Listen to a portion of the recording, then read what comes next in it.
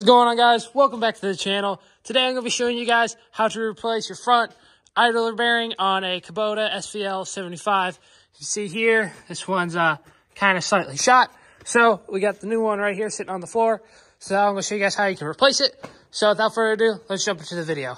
Alrighty, so the first thing we want to do obviously is get this thing up in the air. So what I did was I put the pallet forks on it, put a piece of wood on the concrete, and then I just put it all the way down, bottomed out the hydraulics, and made it a whole lot easier to work on it now. It's not going to be really working under it, so the hydraulics are going to slowly leak themselves back down.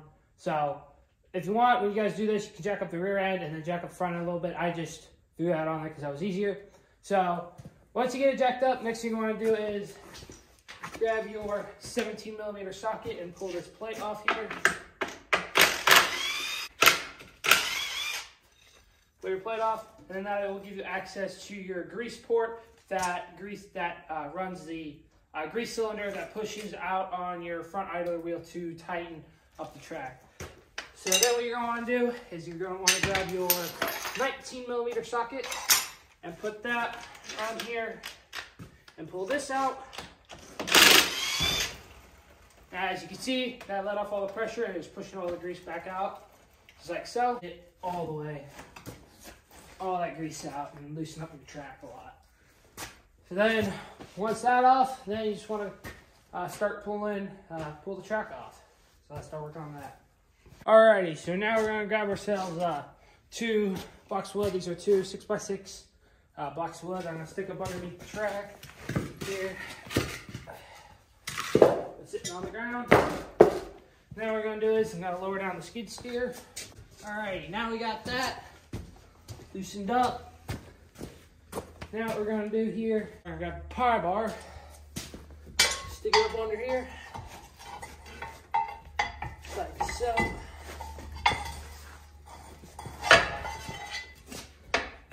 I'm going to stick a pry bar up under here, like so.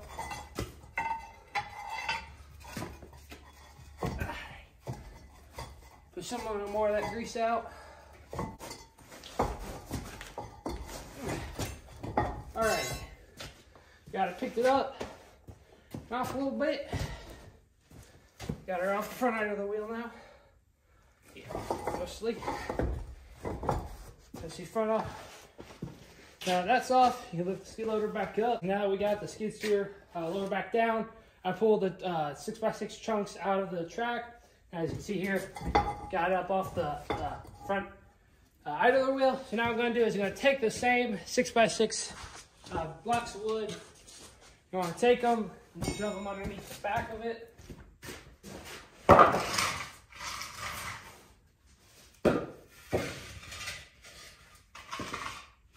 Side by side, just like so. You're going to lift the skid loader back up again. Just a little bit, not much though. Make sure not to pinch your fingers. Just shove it off. Pry bar underneath here, under here, lift it right off, just like so. Front idler wheel, let's see, not exactly supposed to do that.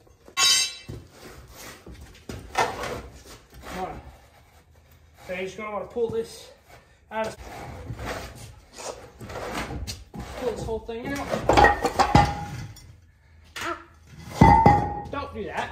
That about breaks my leg. Now that that's out, pull it over here. This is the whole assembly. Alright, I'll pull it over here for you guys to see it. Alrighty, so now as you can see, after you get that piece slid out of there, there's 4 17mm bolts, 2 on each side. You're going to want to pull those out and take this and put it onto here and put the 4 bolts back in it. Take it and then slide it back in.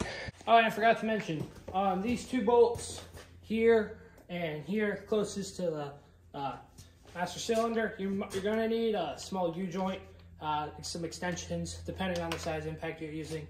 I'm using a big brushless Makita one, so you're going to need to put a swivel on so we can get to it.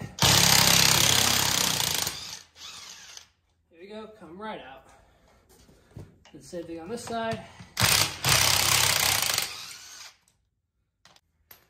That's fully attached. take the old cylinder thing, take it, put it onto your new bearing, take your bolts, line up the holes, and hand tighten them in there so you don't cross thread them. And then after you got all of these lightly cranked down, after you get all 4 of them, then I go around and crank them down. Okay. You want to take it, slide it back up, same spot that it went. There we go. Alrighty. Got her back up in there, boys. Take it and shove it all the way back so it bottoms out.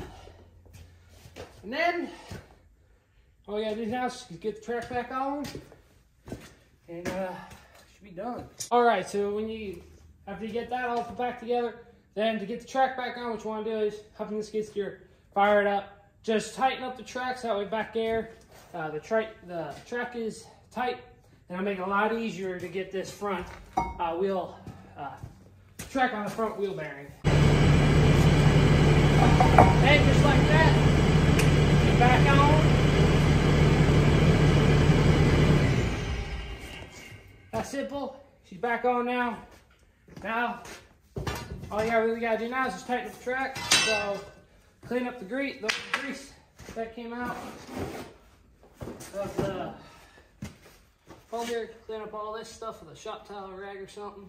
Don't want any dirt or mud up in there. Clean all that out. You're gonna want to grab your grease gun. You got a cordless Milwaukee one. You have to add some more grease to it. We'll use up what's left in there first. Then switch sockets back over to the 19mm. Grab your grease zerk out of the socket, because most likely it's still stuck in the socket. Grab that, hand thread it in there. Make sure it bites and you don't cross thread it. And after it's hand tightened, crank it down with the impact.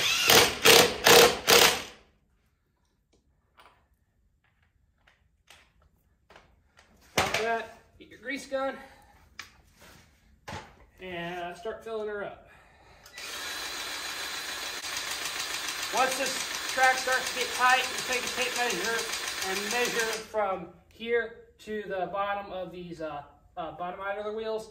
And Kubota's track height between here and the bottom of the idler wheels is 1.25 inches. It might be different depending on your Kubota model, but for this SVL 75, it's 1.25 inches from here to the bottom of the idler wheel. So start filling her up, and once you get close, we'll get the tape measure and check it.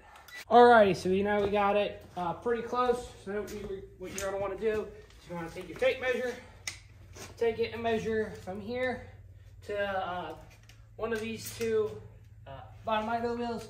Check it. So we're currently at 1.5 inches.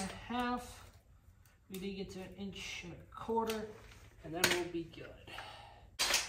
Put a few pumps in it. Check it. Alright, we are perfect. How'd I do that, man? Alright, perfect. 1.25 inches. So after that, shift back over to your 17mm socket. Get the plate, bolts, take them, hand thread them in, then crank them down with the impact. So if you guys have enjoyed today's video, please like and subscribe, and stay tuned to the channel for more videos of maintenance and maybe even getting this thing tuned here in the future by GPT tuning. So hope you guys enjoyed. Please like, subscribe, drop a comment down below of what else I should do to this thing, and I'll see you guys on the next one. Peace.